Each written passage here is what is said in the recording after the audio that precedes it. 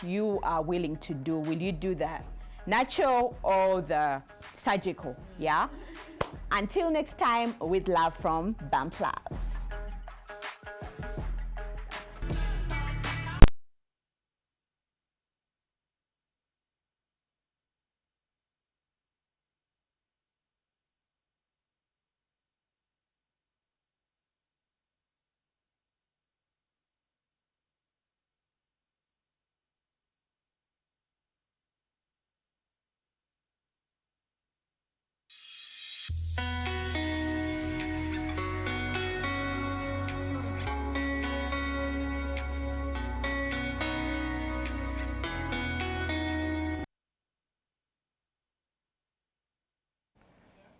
Good afternoon and welcome to NTV. My name is Idris Matusegawa. Now, early on this year, Uganda held elections from presidential to downright councillors and chairpersons.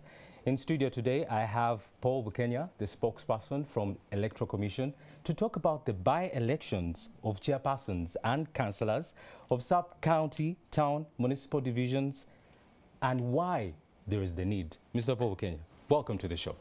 Thank you, Idris, for welcoming me to NTV, and good afternoon, our viewers. I'm glad to be here to talk about elections and by-elections that are taking place right now. You are a very important man in this country. I'm humbled.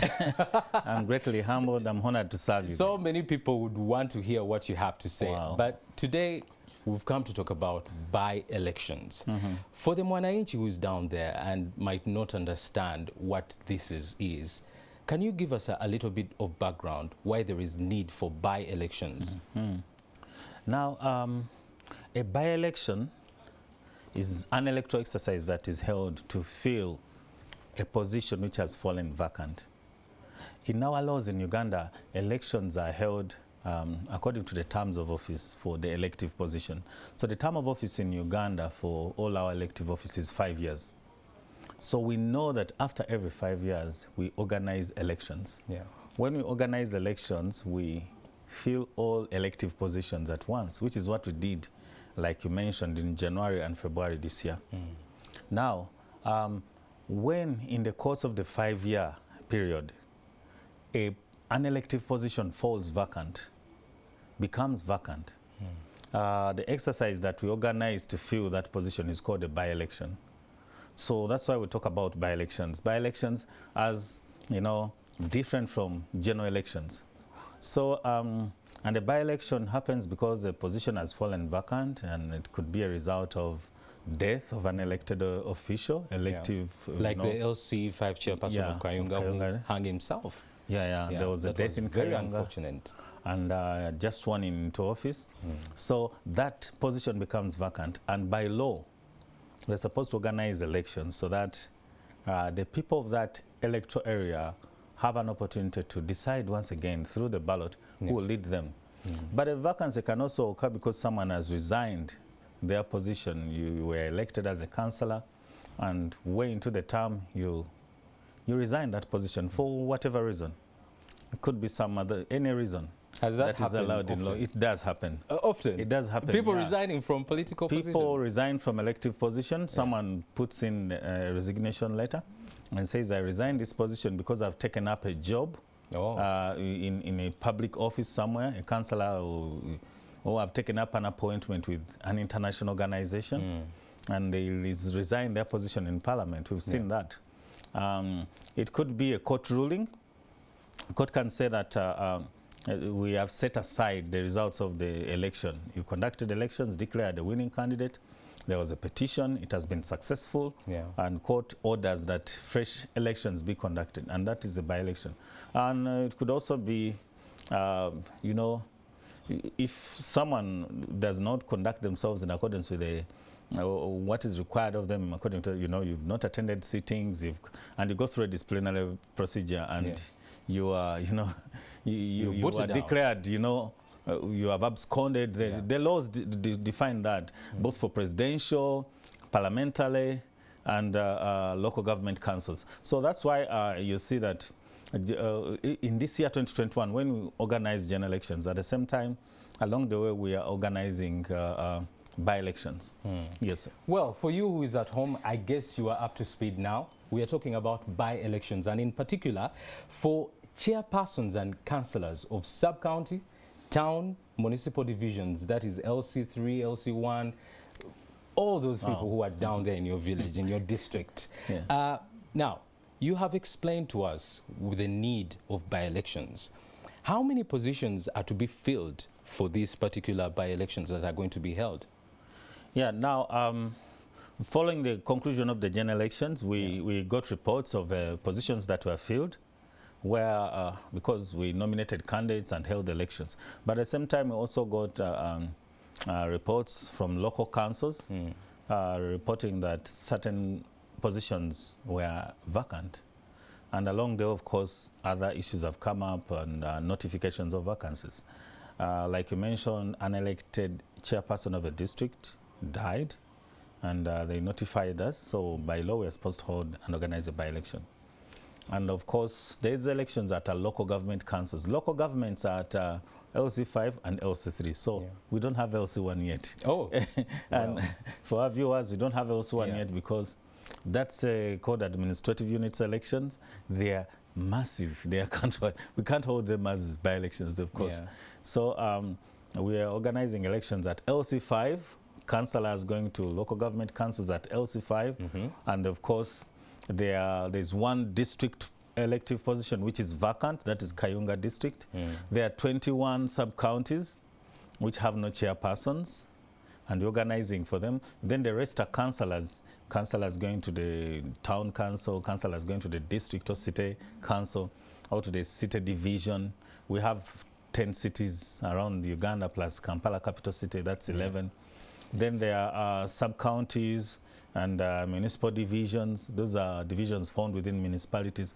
So we are electing, we are conducting by-elections to fill the vacant positions. And when you go around the country, the entire country, the positions which were declared vacant, for which we are organizing the by-elections, 831 positions that are vacant, including the LC5 chairperson for Kayunga. And then when you look at the districts which have vacancies, the districts and cities, there are 127. So we are organizing by-elections across the country. They are scattered, like in Kampala capital city, we have by-elections for councillors in only 2 divisions. There is a vacant position, the councillor for Nankulabi, Nankulabi parish, and a vacant position for councillor for Mutungo in Nakawa division.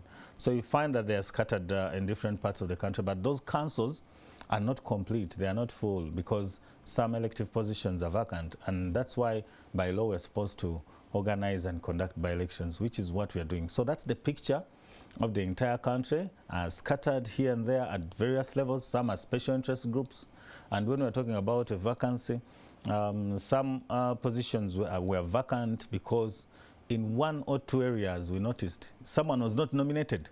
Oh. Yeah, so the council reports that we don't have a councillor representing older persons, and they notify us. So you have to go back and call the electoral college for older persons within that area that, you guys, when we conducted nominations, there was no candidate.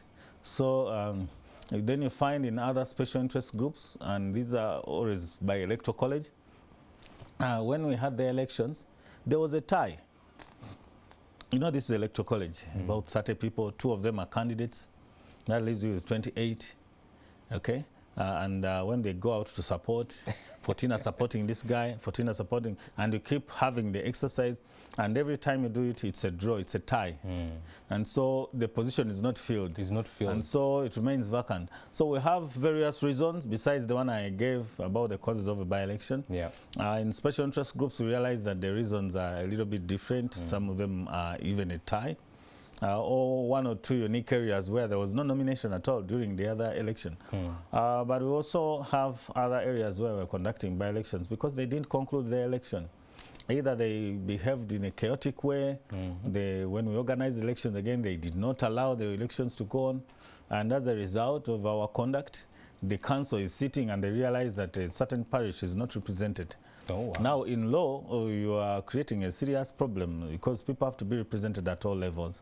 And for that reason, those are isolated areas, but that's also one of the one of the several summary there is reasons need for for by-elections. So that's what we're doing, and all councils will be full so that they can execute their work, their mandate to deliver services, and then we'll also have done our mandate. That's why we are in the field right now conducting this exercise. Well, 831 election positions available for the by-elections. For you who is at home, you can follow the conversation or even add something that you want to say, your voice, at the hashtag UGByelections2021. That is on our social media platforms, Twitter and Facebook. Just go there, join the conversation. Tell us, what do you think about the by-elections? Are they too late? And which brings me to the question, Mr. Paul, when are these by-elections going to be taken?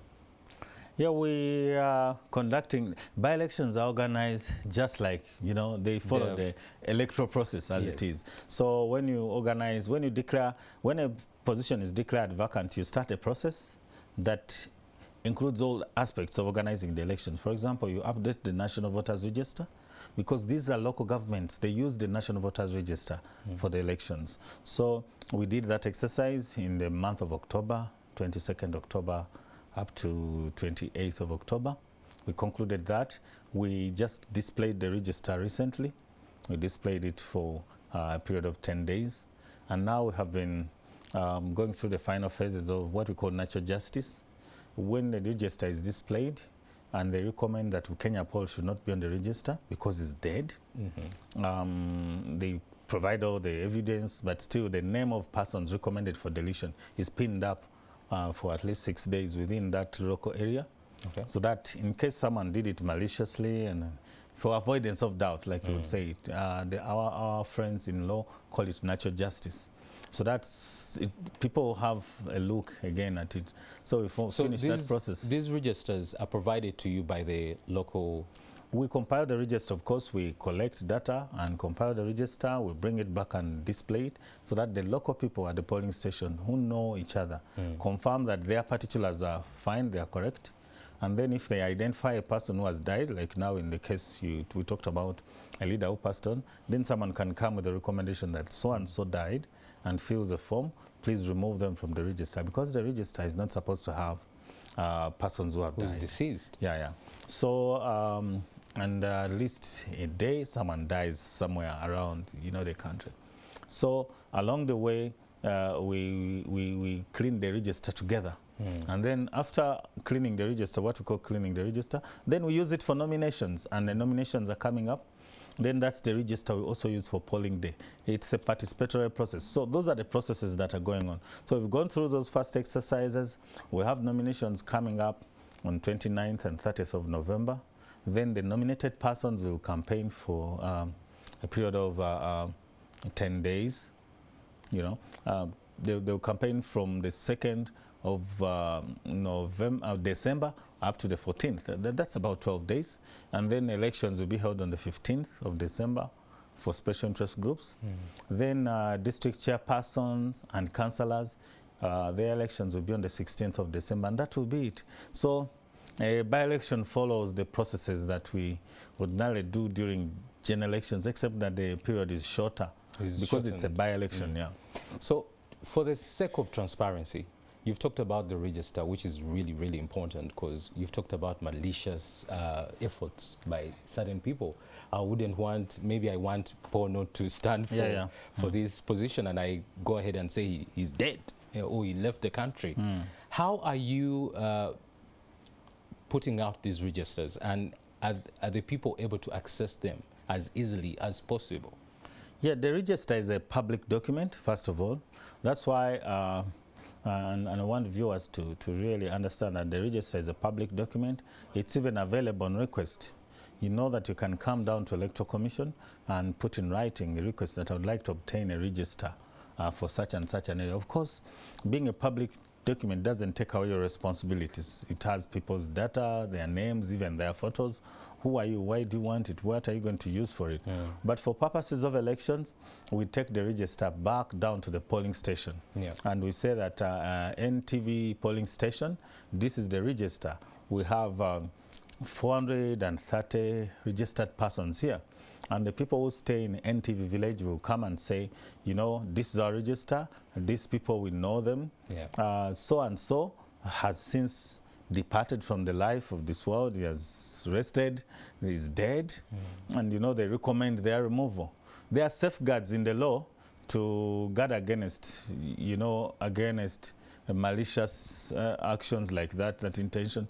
So even when you come in and recommend and you say, so and so has died, we still subject that to, there's a form you fill first of all.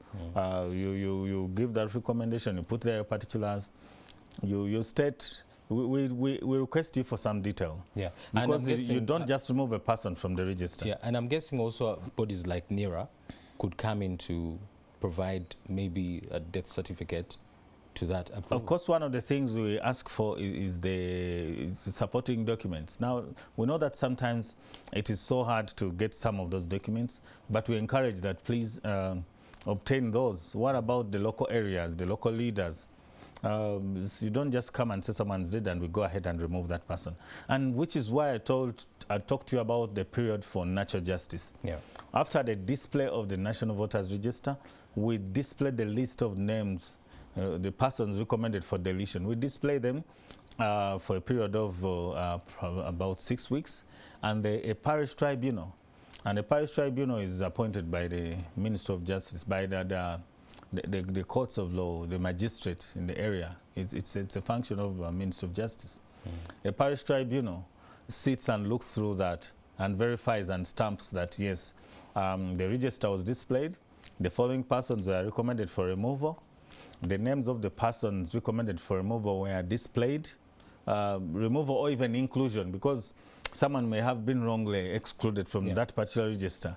So they say the following persons who are recommended for removal, we have displayed, and no one has objected to that, which means you can go ahead and effect the deletion.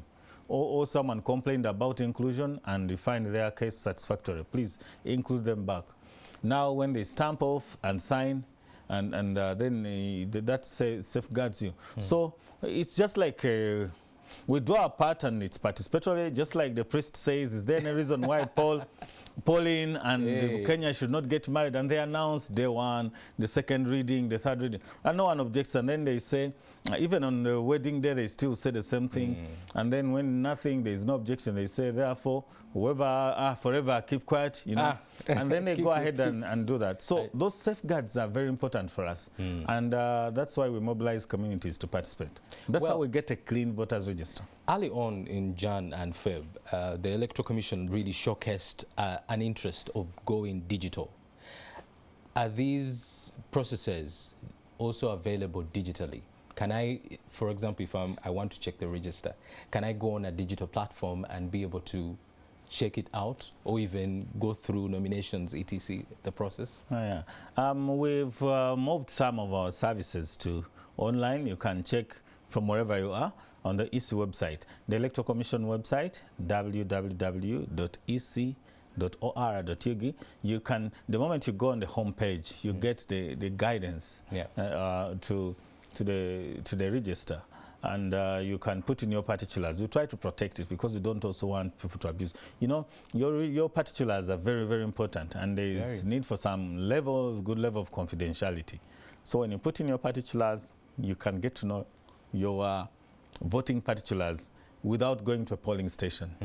Coming to a polling station helps you to see the whole picture. But of course, when you're online, especially now with the issues of COVID and all that, you can still get to know your status. Now, since some people don't have access to that, then it's hybrid. We still do that digital, but also you can walk to a polling station and see your particulars. But also we had apps that were up and running, and we're going to be improving on them more as we progress, because we are a progressive institution. We embrace technology, and that's one of the things that will help us to clean the register together. This is exciting. Should we expect in 5 years' time to be voting online? The method of voting is prescribed in the law. But of course, we think that it's important to see where technology is going in relation to voting. Even the most advanced countries still have in-person voting. Yeah. Oh, of course, yeah. But they also do other forms of voting to enable people who are away, for example, to participate in elections. But online is still a challenge to many election management bodies and even countries. You find that even the most advanced countries, they still do in person. But there are other methods like postal voting, early voting. You know, they use things like mail-in, and there are different methods that they use. But still, the method where someone presents themselves at a polling station is still done. Now, we want to be a progressive institution, like I said, and we are adopting technologies as they come up. But the infrastructure needed, the ability of the voters to do that themselves, the trust, building levels of trust, and all things like that, I think are very important as you embrace technology. So we are progressively digitizing, and who knows, yes, I don't want to put a timeline to it that 5 years, but definitely we're embracing technology, but we're also benchmarking. How are other people doing it? Can you completely put everything online? True. What laws do you have to change so that what comes online, and you know, it's a system. It's the electoral law that security first. Then security first. On what network? Will you just open the network to everyone around the world? How will you tell that this is a registered voter? What credentials? How do other people do it? It's very, very important.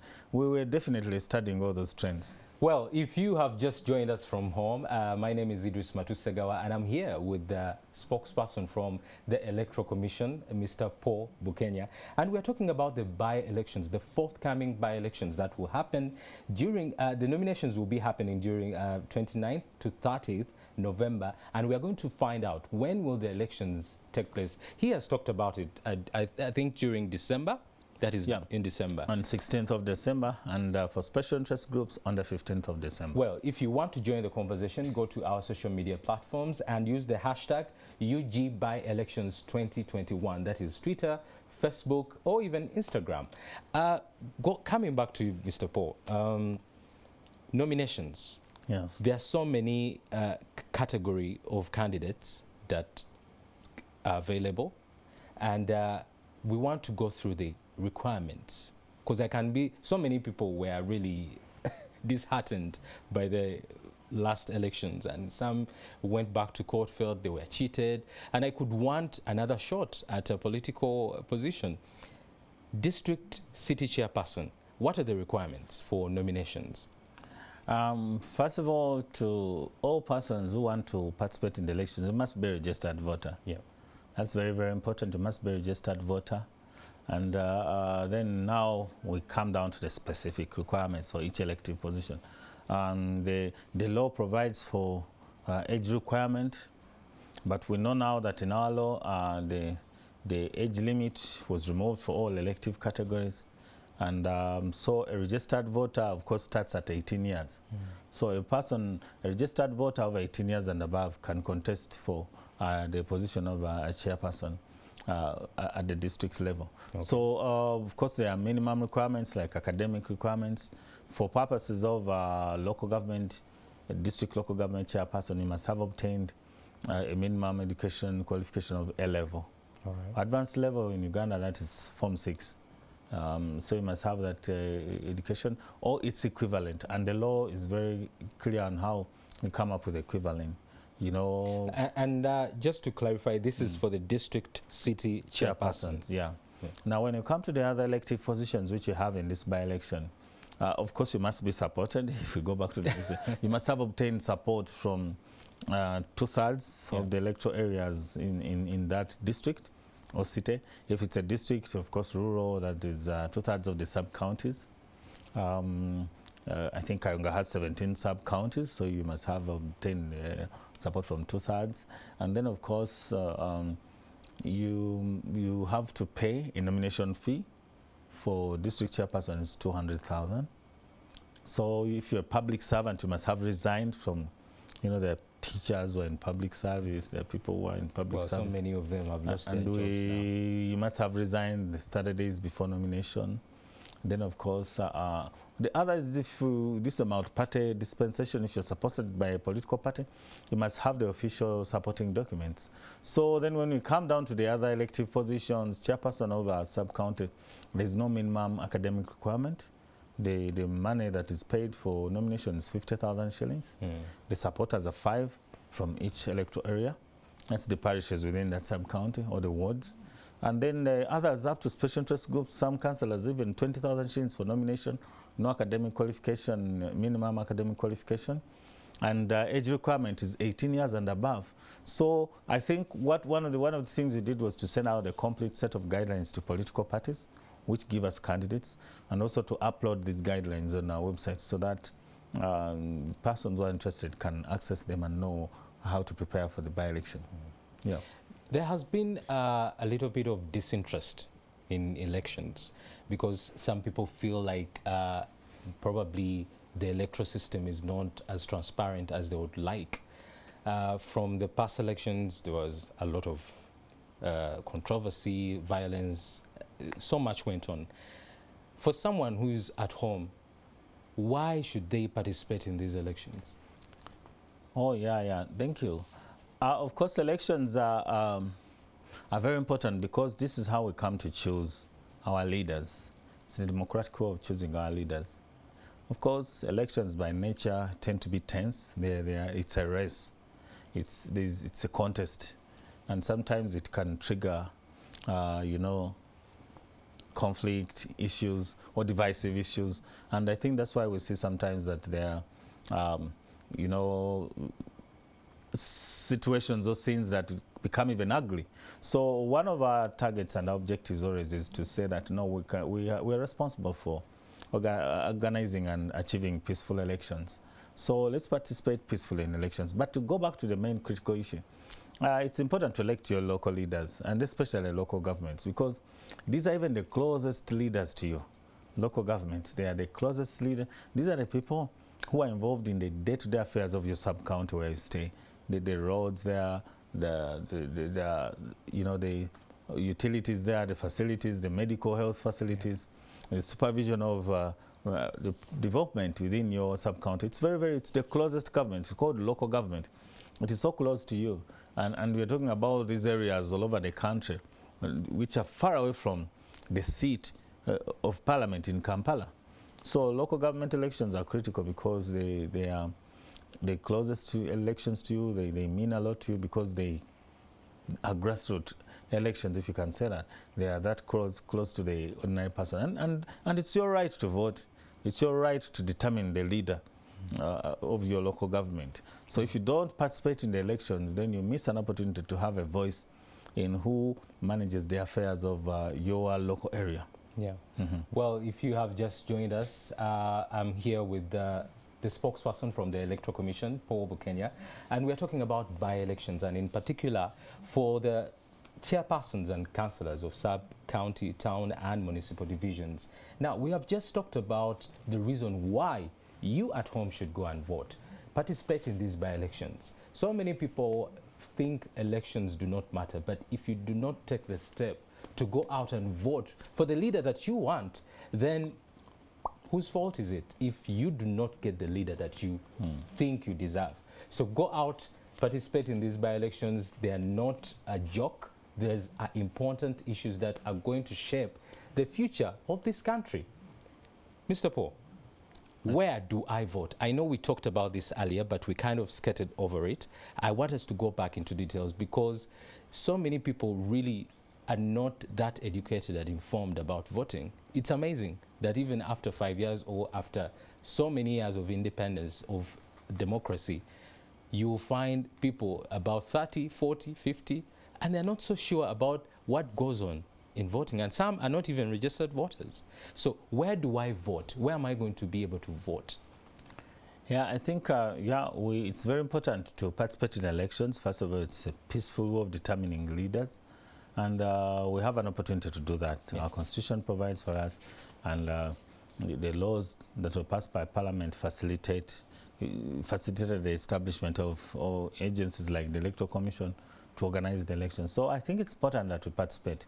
Of course, persons can only vote at polling stations where they are registered as voters and where their particulars appear on the National Voters Register for that area. So the first thing is you really must be a registered voter. You should take interest in the administration, in the leadership of your country, in the leadership of your local area, or even you yourself to support a candidate, a person that you want to lead. You need to have your voice there. Why do you let others decide for you? So I think that should be a big motivation, that I'm a Ugandan citizen, I have rights, and I have a voice in who leads me at the village level, LC1, at the parish level, which is LC2, at our town council or our sub-county, which is LC3, at our district, which is LC5, because people are so proud of their districts. You hear someone talking with a lot of pride about their home district. And then, of course, your member of parliament, your constituency. Now, you can't do that if you're not a registered voter. But the moment you're a registered voter, by law, you register from where you reside, in the parish where you reside, or where you originate from. So when you're on the National Voters Register, you can vote at the polling station where your particulars appear. And that could be where you reside or where you originate from. And that's what we facilitate. Yeah. And I want to encourage Ugandans to register for elections. It's very, very important.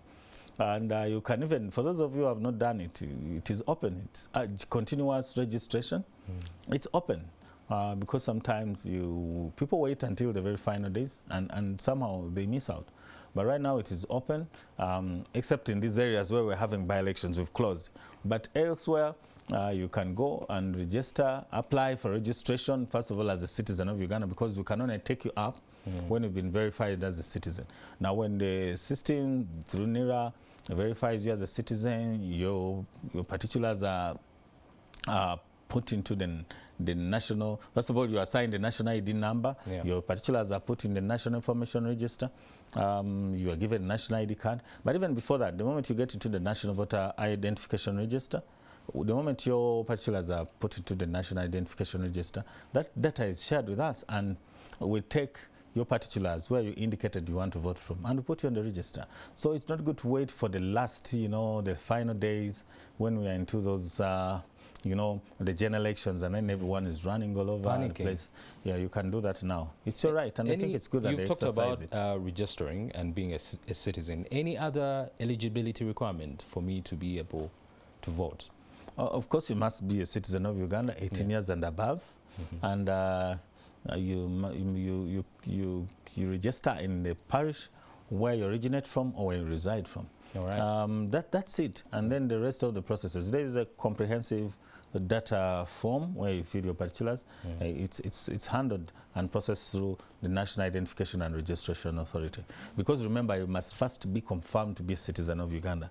And that's when we also take you up. That's when other agencies take you up. When you're a citizen, there's certain things that apply to citizens of Uganda. So when you enter into the National Information Register, agencies that want to give you services, including the Electoral Commission, extract your data and put you in the register, and you wait for, you can confirm it online, like I said, or when we come with elections, you just go to a center and display and confirm in particulars. You don't need to struggle around it anymore. What about if I'm in the diaspora? How do I deal with being able to participate in the elections? Yeah, we've had issues about organizing and conducting elections and involving with persons in diaspora participating.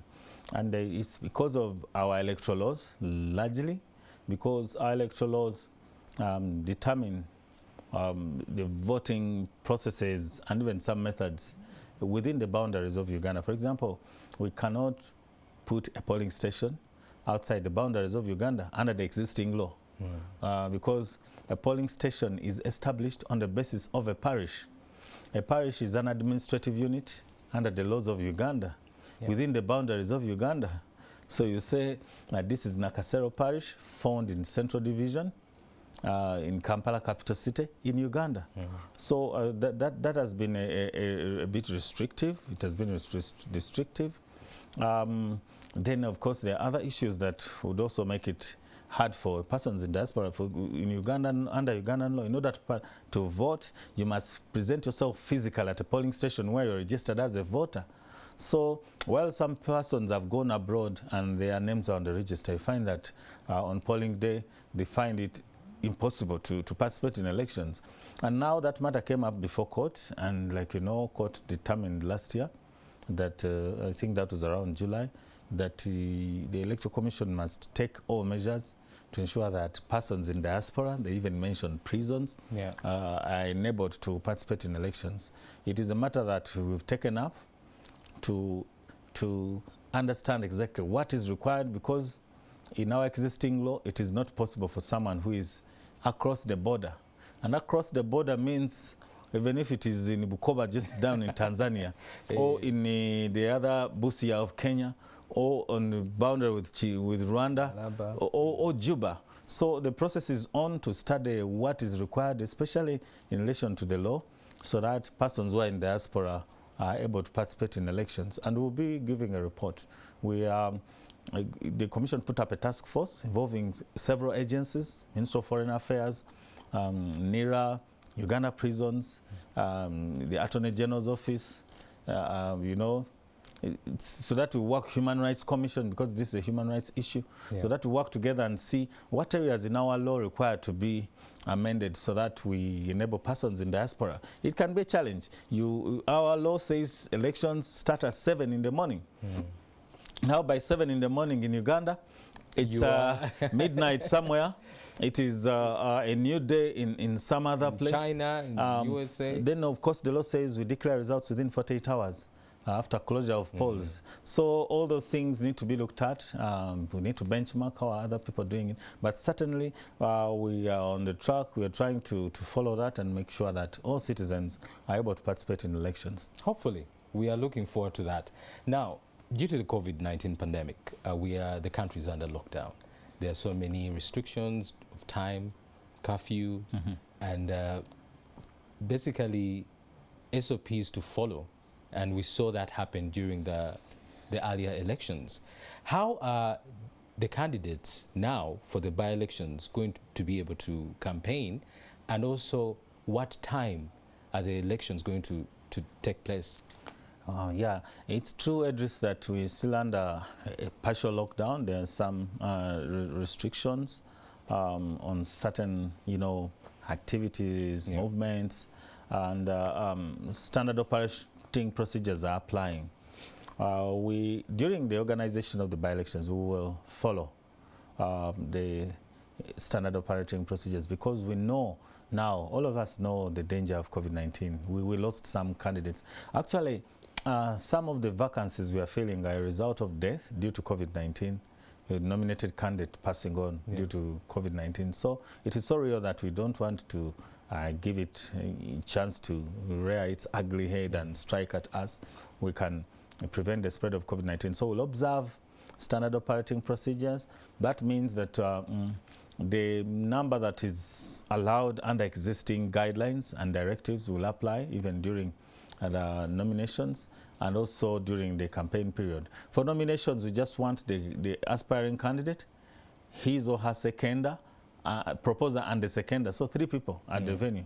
Then of course later on when you go to look out for support, you cannot go beyond the accepted number of 200, and the 200 must be in a venue that allows them to social distance. And of course we emphasize wearing of masks, we emphasize hand washing, the things that now we know which are helping us to fight back against COVID-19. So expect compliance. These are things we are strengthening and explaining in our guidelines, and I think also form part of our vote education. We want just to have successful elections and keep healthy and keep safe, so that after elections we go on with life. Because the population is looking forward to being opened up in Jan, as the president said. Now, again, we've talked about this earlier on, that so many people are actually either misinformed or oblivious of what the guidelines are. What other types of election systems, or should I call them types of voting, that you're going to use as the Electoral Commission during the by-elections? Oh, okay. And what kind of marks? Because before, earlier on, we saw so many people argue, my vote is not invalid, but then they are being told it's invalid. So can you take us through that? Yeah, polling day, like we said, will be on the 15th of December. We have polling day for special interest groups. And their mode of election is electoral college. They're exclusive. Unless you belong to the electoral college, unless you're a member of the electoral college for other persons, you don't participate in the elections.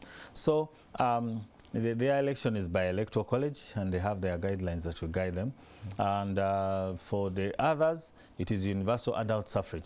Now, universal adult suffrage means that citizens over 18 years and above who are registered as voters, the ones who present themselves at their polling stations, and they are allowed to vote. So by, secret ballot. So the other elections are by secret ballot. We use ballot papers and secret ballot. So that's basically the procedure. The authorized mark of choice is the tick or the thumb. And I think that's where we get issues with persons who introduce unauthorized marks of choice. On polling day, just go to a polling station and tick your candidate with the authorized mark of choice, or use your thumbprint to mark against that particular. Don't put in other things, cancel out other people, write words there, or do zigzags. When you do that during counting, because counting is done publicly, openly, it will create confusion. You've introduced unauthorized mark of choice, and definitely the people out there will say that vote is invalid. We see our desire, of course, is to make sure that every vote that is cast is counted, and it's counted as valid. But sometimes we see that as a result of using unauthorized mark of choice, or even introducing or using words writing into it, the ballot paper is declared, the vote is declared invalid. Yeah. So, of course, the literacy levels in Uganda are not that high, and there are people who might not know how to read or write, completely illiterate. Can we go through the features of these ballot papers for chairperson and the councillors? What should I expect to see? Again, I don't want to go to my secret ballot and I'm looking at something that is probably a fake. What are the features that I should go on knowing that if I see this, then this is legit? Yeah, we have elective positions for chairpersons. Of course, when you do that ballot paper, it has the photo of the person, then the name, the symbol of their political party, and the space where someone is supposed to vote and tick, place their mark of choice. And when you come to councillors, they have the symbols, they have the name of the parties, they have a place where someone can cast their vote. They don't have the photograph of the candidate. That is how it is designed. So I think, first of all, you need to know your area, that this is my area, this is, there's a by-election, because by-elections are not everywhere. Yeah. So, and then the candidates are not yet nominated, but certainly we're going to have nominations on the 29th and 30th. Or when you get to know the candidates, they use their posters and they tell you their symbols. So it's part of the things that are very important during the campaign. Introduce yourself to the voters. I'm so and so. I'm a candidate for councillor of this position. I'm using the symbol of a book, of a house, of a tree, whichever symbol that we put up. Yeah. So I think after nominations, we shall be allocating symbols for those who are independent, and then the political parties already have their symbols. The party flag bearers will take the party symbols. So on polling day, we still do vote education and tell people that if you're not able for one reason or the other to carefully interpret what you see, you can even get some assistance. It can even be a young child, a minor. Only one person is allowed to assist a voter who is, for example, visually challenged. There's some people who have visual, impairment. But I think what we'll do is to make sure that, as much as possible, the design of the ballot paper follows the same standard. Of course, we can't now put out ballot paper. Someone will make copies of them, and it becomes a problem. We've not even had candidates nominated. Yeah. What do I need as a voter? What do I need to come with? Do I need to come with anything when I'm coming to vote? Any checklist? On polling day, The first critical thing is to present yourself at a polling station where you're registered as a voter, and where your particulars appear on that register. It's very, very important, because that's where we have prepared for you to vote. Yeah. And of course, the things that help us to, the things that help us to identify include your national ID card. If you do have your national ID card, come with it. It makes identification easier. If you do not have the national ID card, of course, we have a biometric voter verification system machine. We have a national voters registers which bears photographs. We have, agents of candidates, and we have some checks that we put in place to help us identify voters on polling day. So present yourself with your national ID. If you don't have it, present yourself at a polling station where you're registered as a voter. We'll look for you, we'll verify. We have a voters register printed in color. We'll be able to look at it and look at the particulars and your photograph, because the register has photos. Yeah. And then we'll determine that indeed this person is the right person. What happens if, for example, the biometric system fails to work, or there is any complaint that I have? For example, if I witness maybe some voting tampering going on, how do I communicate to the Electoral Commission? On polling day, first of all, we'll put there toll-free lines, and we'll be doing that. We'll be announcing those toll-free lines. Yeah. In due course, because we don't have national elections anymore, but we'll be doing them for those particular areas. But we'll also have supervision teams that can help. But on polling day, if technology gets a hitch, we saw this in some of our activities, where the machine, the operator, maybe due to panic or entering a wrong pin, the machine locks, because now it is detecting, just like you use your ATM card. Yeah. If you make a mistake once, twice, it is held back.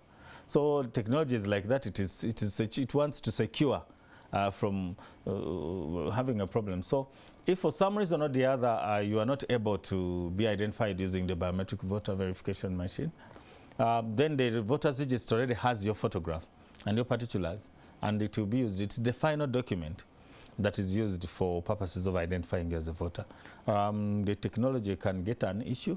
You may fail to see your national ID on the polling day. You look around for it, and you're in a hurry and you don't see it. You don't know where I put it. There's a way things tend to get lost when you need them, and then you say, oh, I will not go to vote. No, you can still present yourself. You will be identified. And those are systems that are in place to help us. But the document that is critical is definitely the National Voters Register. Any person who is on the Voters Register, even if they don't have their voter location slip or their national ID, they'll be identified. And when they're identified on the register, they'll be allowed to vote. Well, if you have just joined us, we are talking about the by-elections, and I know we are running out of time, but Mr. Paul Kenya has just talked about a toll-free number that you can call in case you have a complaint or any addition you want to give to the Electoral Commission, and that toll-free number is 0800-300-121 or 0800-300-122 or 0800-300-123 or 0800-300-125. I know it's very hard for you to catch these numbers, but we shall be sharing them on our social media platforms. You can go join the conversation and maybe catch up on what we've been discussing. And the hashtag is UG by Elections 2021. Now, as we wrap up, Mr. Paul Kenya, I want to ask, we had elections and there was a lot of chaos that happened. People have been waiting for a report. When is it coming? Yes, it's true there are some incidences of, clashes here and there. But our elections were also characterized largely by peace. Yes. Because we had there were incidents that we handled, you covered them on media, that would come up, pop up here and there, and we would engage to resolve them. Eventually, we were able to have a peaceful election. And we think it is very important that we acknowledge that with Ugandans. We've done an evaluation of that election. We finished it, and consultants have put together their draft report. It's ready, and I think we'll be going through it and finalizing that process and releasing it soon, of what went well, what did not go well, what needs to be done to avoid some of those issues, because there is no perfect electoral exercise anywhere in the world. But we've also written a general elections report, which will be presented to Parliament by the Minister of Justice, and then it will become a public document to detail everything that relates to this election as an official report. So we've been working, preparing all those documents which have been done, and they await publication. The public will be able to access them and refer to them. They are comprehensive, and I think they'll help us as we review and start to plan for the next cycle of elections, because the next cycle of elections is already with us. Definitely. And you've talked about the presentation of this document. When should we expect it? Is there a timeline, or we should hold our breath? No, I think we have already done the first steps, and we are proceeding well to come to the end. And it's certainly, all this business is concluded in this electoral year, and we've done that. So anytime, I think the minister will be presenting it before Parliament, because we've done it. We've finished putting everything together. Yeah. The Electoral Commission is such an important organ for the country and the future. When I look at your offices, and so many people... Don't start. Please don't start. I had to ask this. When so many people pass by your offices, and we've had plans that a road is going to actually go through that area. When are you moving? Yeah, definitely that area is earmarked for, it's part of the, the area where the Kampala bypass overhead or overpass. I'm sorry if I don't describe it well, but it's a project that is moving on, and we've seen that some sections have already been done. Okay. We already started on the process of procurement for a new office premises. It is progressing. We were conducting elections, and for that reason we were, allowed to stay and finish the electoral exercise, which we have done, and processes are going on for us to relocate. Definitely, it is also an area that is also prone to floods. And Kampala is built on 7 hills, and maybe now there are more hills, but as the waters drain, Nachivo Channel passes just across there, and just behind, through the industrial up to Gov't. The processes to relocate have been, government provided some funding towards that. Processes are ongoing, and definitely we look forward to locating the EC in an area which is, not prone to floods like we see here. And reflective of the importance, of course, definitely, of the commission. The commission has grown from interim electoral commission and all that, and we know that they moved over there as a temporary arrangement, and government has provided funding towards purchase of a new home. It's not going to be even construction. It's not time for all of that. It's purchase of a new home, and the processes are on. They've taken a little bit long, but they are procurement processes that are within our procurement laws. They're progressing, and we look forward to that. And I know many Ugandans are also eagerly looking forward to that, including you. How old is that building, by the way? The structures that are there used to house the government central purchasing board, and they go back to all the way to way back into, I think, the 50s and 60s, because even a railway line would move straight into one of the stores there. So all the way from Port Bell up to that point. So they are quite old buildings. Yes. A few modifications were done as we settled in. And we shall be so grateful. Now we cannot continue constructing Definitely. there. Mr. Paul Kenya, one last word, because we have literally run out of time. Thank you for hosting me, and for our dear viewers, for those of us who are in areas where we are organizing and conducting by-elections, we invite you to participate in the exercise, and we invite you to participate in a manner that keeps you safe by observing the standard operating procedures, but also conducting ourselves peacefully, because elections, we're supposed to express our choices freely and peacefully. So I wish you a good exercise and God's rich blessings.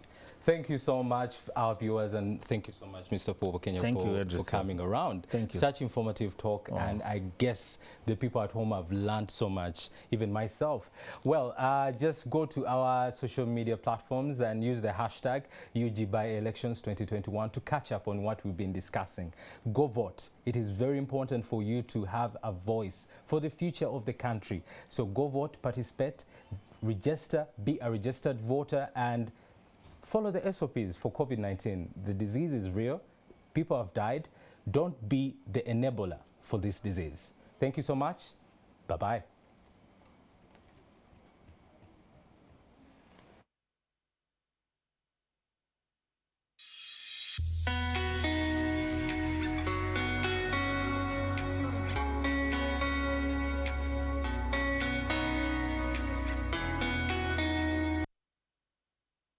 Are you a parent that wants to keep your children educatively engaged? Let's play and learn. Hear the airplane. It's time for learning is fun. Wheels on the bus go round and round, round and round. With innovative and interesting lessons. It's 1 and 0. Have the kids aged 3 to 6 watch Learning is Fun every Saturday and Sunday, 8 a.m. on NTV. Buli kumacha